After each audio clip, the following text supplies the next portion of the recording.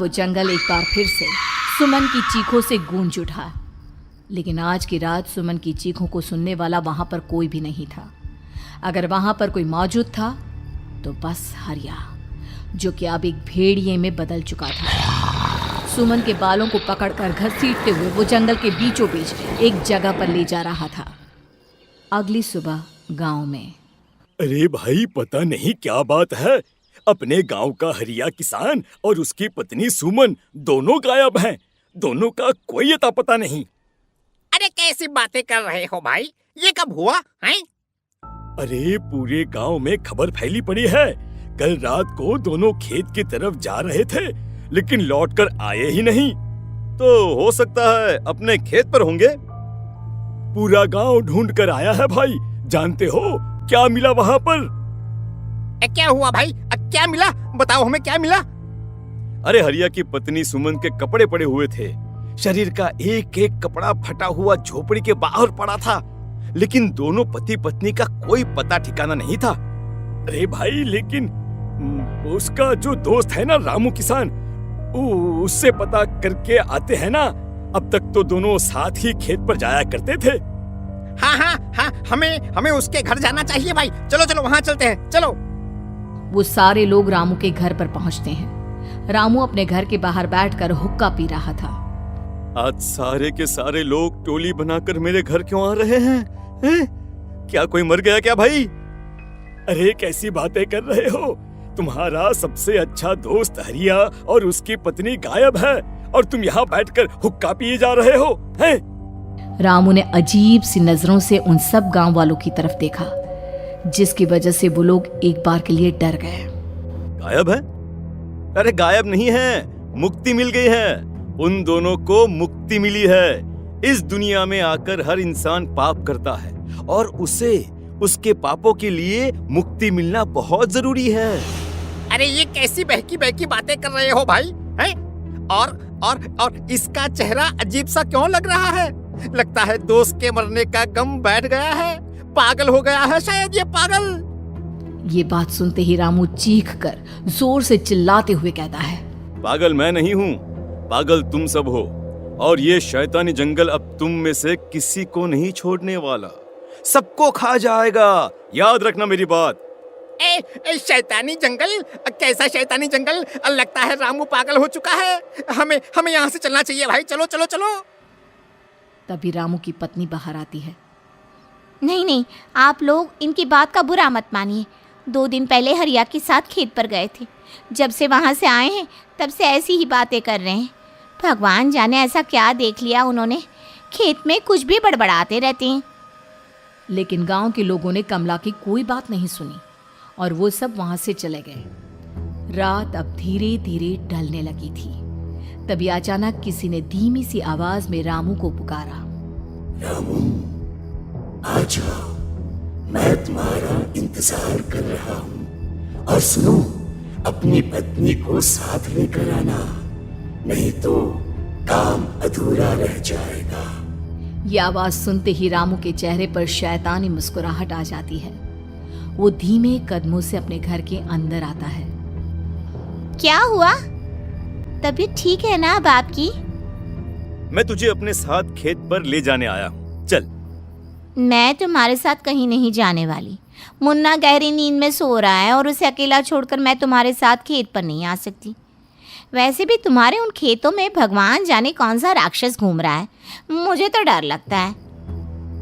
रामू गुस्से में दांत पीसता अपनी झोपड़ी से बाहर आ जाता है और कमला गहरी नींद में अपने बच्चे के साथ सो जाती है। तभी अचानक रात को रामू की झोपड़ी के ऊपर एक साया वही गाना गुनगुनाते हुए घूमने लगता है जो हरिया के मोबाइल में बजा करता था। मैं मौत हूँ, मौत हूँ, मौत जो पसरी है चारों ओर, जो आएगी कहीं से भी निगल जाएगी सबको।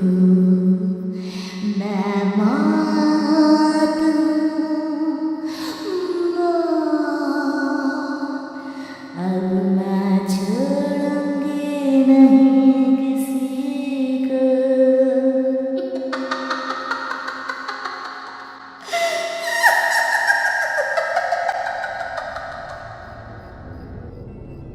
ये आवाज सुनकर रामू की पत्नी कमला की आंख खुलती है और वो देखती है कि उसका मुन्ना अपनी जगह से गायब था। कमला चीखते हुए बाहर दौड़ कर आती है। वहां पर उसने देखा कि रामू ने अपने बच्चे को झोपड़ी के बाहर एक पेड़ से उल्टा लटकाया हुआ था और उसका बच्चा चीख चीख कर रो रहा था।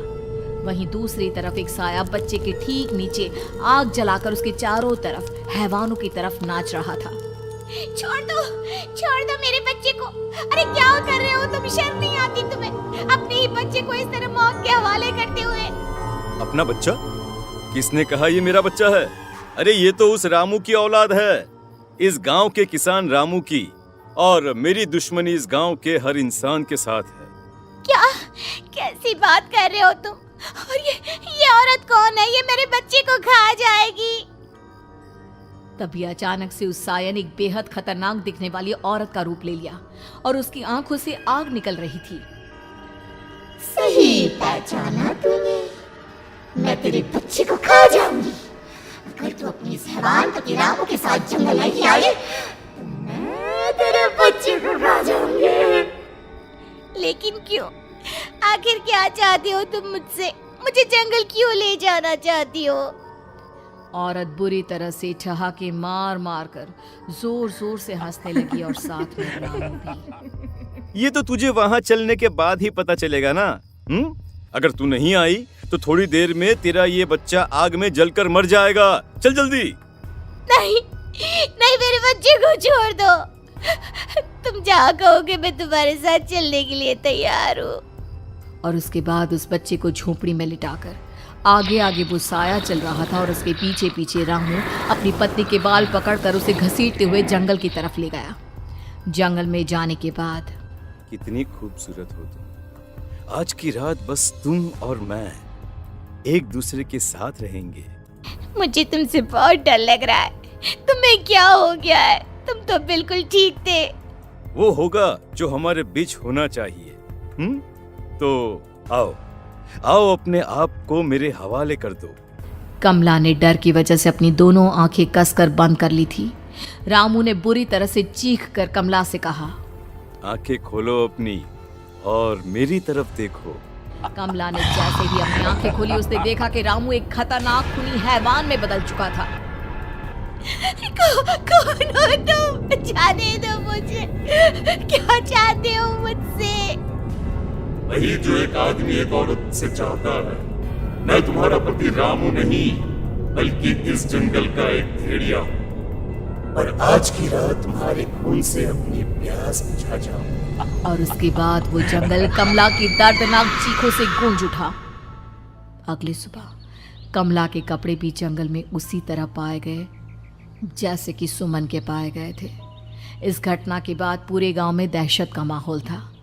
अपने माँ बाप की मौत और गांव में हो रहे इस तरह की घटनाओं की खबर सुनकर किशन शहर से गांव लौट आया था। अपने माँ बाप की बेदर्द मौत की वजह से वो बहुत परेशान था। तभी अचानक उसे अपने घर में खाट के नीचे पड़ा हुआ वो मोबाइल फोन मिला जो उसने अपने पापा हरिया को गिफ्ट किया था। अरे कितने प्यार से पापा के लिए मोबाइल फोन लेकर आया था। इसे एक दिन भी काम में नहीं ले पाए।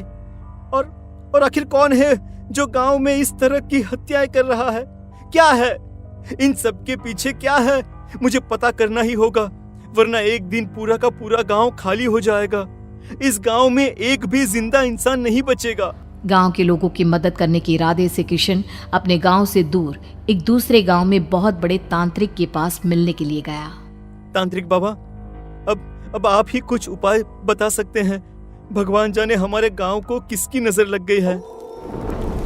नजर नहीं लगी है, किसी ने तुम्हारे गांव को बद्दुआ दी है। किसी सताई हुई आत्मा का प्रकोप है और अब वो पूरे गांव में किसी को नहीं छोड़ेगी जब तक उसकी आत्मा को शांति नहीं मिल जाती।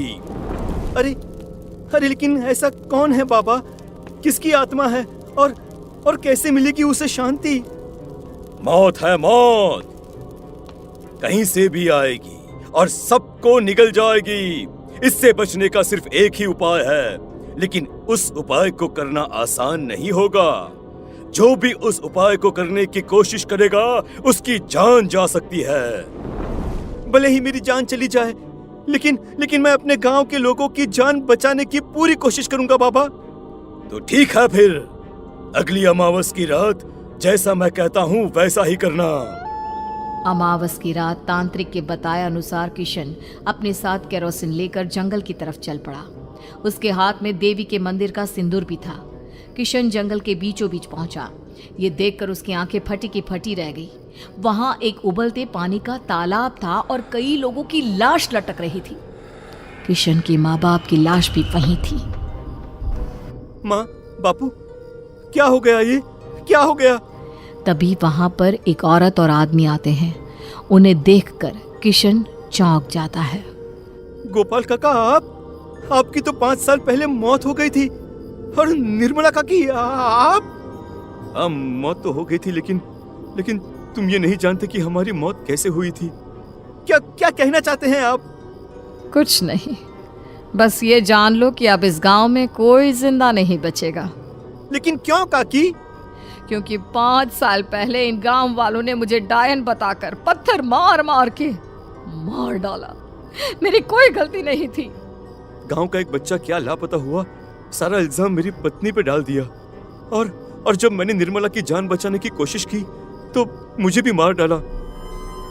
आपके साथ ये बहुत गलत हुआ काकी, लेकिन आप जो कर रहे हैं वो भी सही नहीं है ना? तुम यहाँ से चले जाओ वरना तुम भी नहीं बचोगे।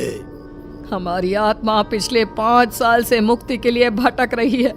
चले जाओ यहाँ से। मौका देखकर किशन सिंदूर उन दोनों के ऊपर डाल देता है। उनका शरीर जलने लगता है और वो भयानक तरीके से चिल्लाने लगते हैं। अगले ही पल किशन उनके ऊपर केरोसिन डाल देता है और वो दोनों जल जाते हैं।